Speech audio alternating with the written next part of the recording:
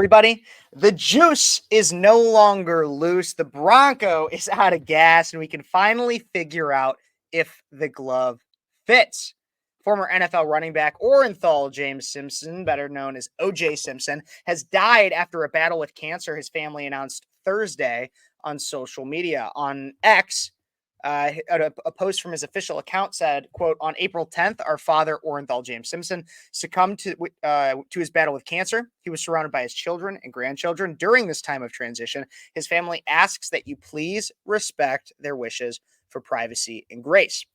Simpson, who is 76 at the time of his death, achieved national fame after becoming a college football star and later playing with the NFL for 11 seasons, mostly with the Buffalo Bills. He's considered to be one of the greatest running backs in franchise history. Now, if that's all you knew OJ Simpson for, then I am sorry to burst your bubble, but there was something that he ended up getting a lot more notorious for, and that was the murder of his ex-wife, Nicole Brown, and her friend, Ron Goldman, in 1994. The pair were found stabbed to death outside Nicole's condo in Brentwood. Simpson was arrested and charged with murder, but was later acquitted following a high-profile trial. And that was in criminal court. In civil court, he was found guilty. Simpson is survived by 4 children from 2 marriages, including Sydney and Justin, who he shared with Nicole Brown. One of Simpson's sons from his first marriage drowned in 1979. In death, OJ is as controversial as he was in life, with many celebrating his death, like Caitlyn Jenner, who posted on X, "Good riddance, Caitlyn Bruce Jenner." But I really guess, I think it's funny, because no one told Caitlyn that OJ's famous moment in a car didn't end with a fatal crash. Just saying. Just saying. But say what you want about OJ Simpson. It's probably true if it's negative. But he was a pro athlete. He was an actor. He was a sports commentator. He was a 1993 white Ford Bronco enthusiast. He survived a suicide attempt. He murdered 2 people and got away with it. And then he went to jail for 8 years for stealing his own stuff. That's a real story too. In 2008, on 12 counts of armed robbery, he went to and kidnapping for 2 sports memorabilia dealers at gunpoint in a Las Vegas hotel. He was trying to steal back his own sports memorabilia, and that's what he went to jail for, not the murder or anything. And then he got out of jail and became a Twitter troll.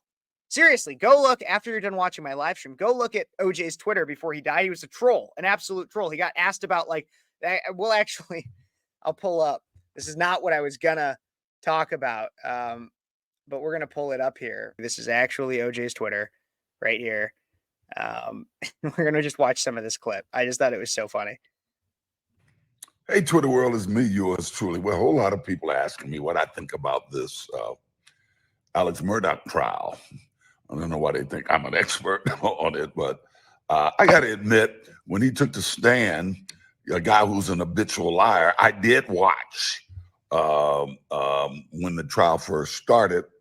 I watched him take the stand, and I thought it was probably a mistake because the guy is an admitted liar, and it's hard for me to think he can be on the stand 5, 6, 7, 8 days without lying. Question is, what did he lie about? And then he goes on to continuously give as if he's some level of an actual expert. OJ Simpson is by no question about it, is he some level of a narcissist and believes and thinks very, very highly of himself. But I think it's important to talk about this guy because yes, he lived a full life with all of those different accolades that I mentioned.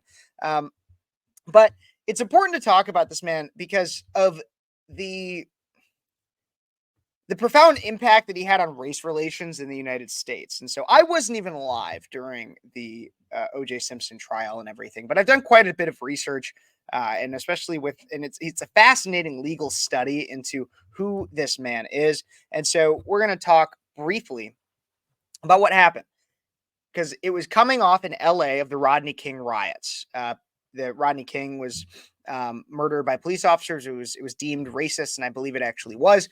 And then we had OJ Simpson, a black man who was arrested for killing 2 white people. And a pretty successful black man as well, who's arrested for killing 2 white people.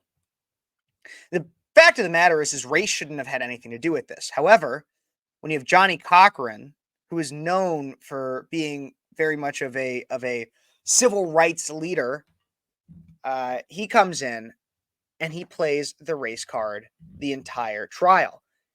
In fact, when even one of the officers, Officer Furman, had tapes of him prior, one of the officers that was at the scene of Nicole Brown's murder, there were tapes of him saying racial slurs. So Johnny Cochran decided to make this an entirely racial case when none of it really had anything to do with it. And because this trial was entirely televised, it became something that everybody had an opinion about. Now, many people think that the Trump years are what stoked division, and that's what created racial divisions. Even some conservatives claim that it was Obama. No, no, no, no. The racial divisions that we see today go back a long time. And this idea of demonizing white people when things are actually relatively equal goes back to the 90s and persists today. And the death of OJ Simpson has made that abundantly clear. And so if we look at clips like CNN anchors, like making some of the most terrible comments. Let's take a look at this one right here. She says the quiet part out loud in this one, this CNN host, when discussing the death of OJ Simpson. And it's also just worth noting how much was impacted by this trial, Jake. So many things happened. We saw policing changing here in the city. And it's also worth noting because of that unrest, that racial unrest in the 90s, that is why so many people who may not have been invested in OJ Simpson were just happy to see that someone who was rich and famous and black could get away with what other people did in the system as well, too. Somebody who is black could get away with it. Is that what we want of our justice system? A system where because of the color of your skin, you can get away with it? No, no one should get away with it. Alex Murdaugh didn't get away with it. People who did, it's a problem, no matter their race. OJ being one of them. And then you also have people like this, which is a CNN guest, who also said something absolutely despicable when it comes to that, when it comes to OJ's death and his legacy.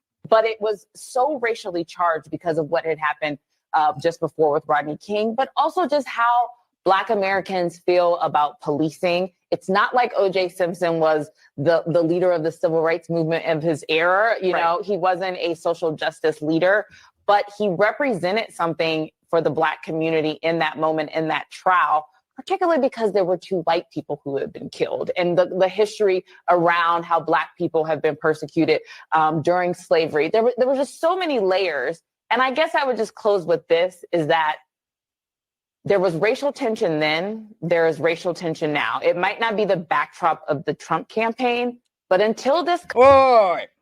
So we need to take some of this as to what... Go back here. Let's start here. Black people have been persecuted during this moment in that trial, particularly because there were two white people who had been killed. And so this is important because two white people have been killed. So that makes it automatically a race thing, just because people of different races have been killed. And then all of a sudden slavery has to do with it. The history around how Black people have been persecuted during slavery. There were just so many layers. And I guess I would just close with this, is that there was racial tension then, there is racial tension now. Why is that? Maybe it's because we over-racialized a trial in which a man murdered two people clearly, and it got turned into a dog and pony show because it was talked about as if it was a racial issue, when in reality it was a pretty open and shut case. It might not be the backdrop of the Trump campaign, but until this country is ready to actually have an honest conversation about the racial dynamics from our origin story till today, we will always have moments like OJ Simpson that manifest, and our country will always be divided. And then it's all of a sudden Trump's fault because we're not able to have honest conversations. Now, what anybody usually says that is people aren't able to have honest conversations. What that usually means is that nobody's willing to hear you talk and automatically agree with your opinion. An honest conversation, by definition, would mean that we can have a conversation in which we have a difference of opinion and we come to a conclusion that might even just be we agree to disagree. That's an honest conversation. What this woman wants and what others want is for you to go blindly and clap along like baby seals at a crappy aquarium that says, sorry, I didn't mean to insult the aquarium like that, but just clapping along like baby seals say, yeah, all white people are racist, or all white people are racist, or DEI is a good thing, or. No, that's not how it works. That's not an honest conversation. Pull your pants up and learn how to live like a big girl, because I'm telling you, when you go on to fodder like this at CNN, you're gonna be told that you're smart and you're so perfect, and then you're gonna believe that when somebody disagrees with you, they're not having a honest conversation. But that's just what stupid people in the media do.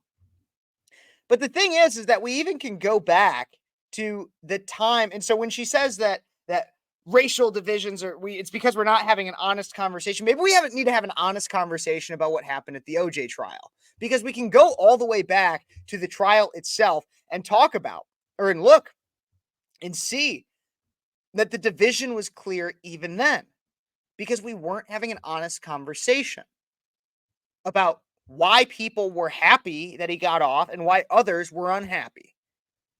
Nobody was willing to have that honest conversation. Take a look and a listen to, this is Oprah's show when the verdict was announced back in the 90s. Case number BA097211.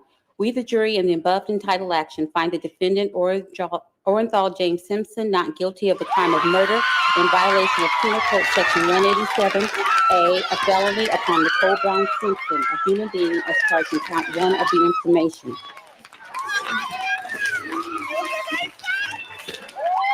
Superior Court of the State of California, County of Los Angeles, in the matter of the people of the State of California versus Orenthal James Simpson.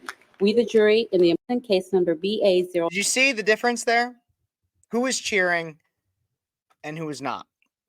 And it was because we over-racialized this case to make people act upon their emotions rather than the facts of it. And that's exactly what happened. Don't believe me? Call me a racist. Sit there and call me a racist and say that I'm a racist for believing that.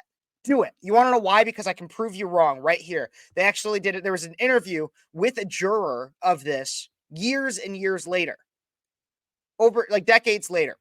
This is what she had to say about this being on the jury. Do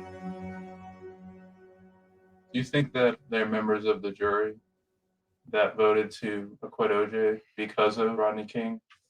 Yes. You do? Yes. How many of you think felt that way? Oh, probably 90% of us. 90%? Did you feel that way? Yes. That was payback. Uh-huh. You think that's right? Do you think that's right? It was payback. It wasn't about OJ. It wasn't about the fact that he murdered anybody. It was because of the way we stoked race relations. So why am I harping on this? Why am I harping on this? Because this is exactly what they do today. This is what the left does.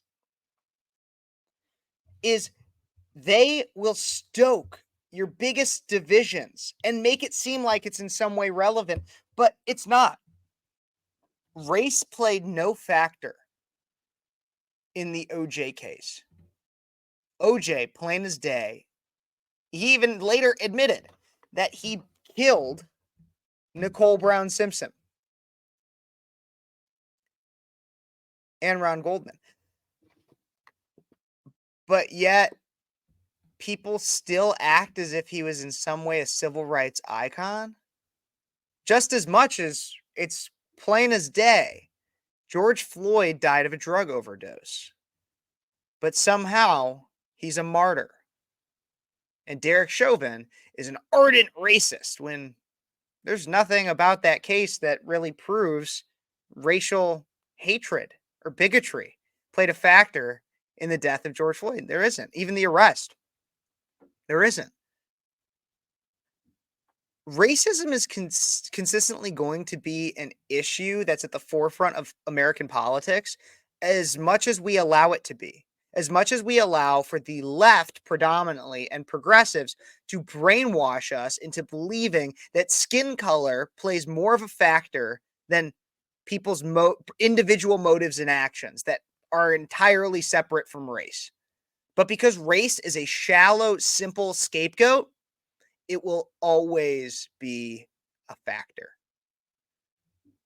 OJ Simpson might have died, but the legacy of being incapable of recognizing the shallow games that our politicians play petulantly with us when it comes to race, that will live on.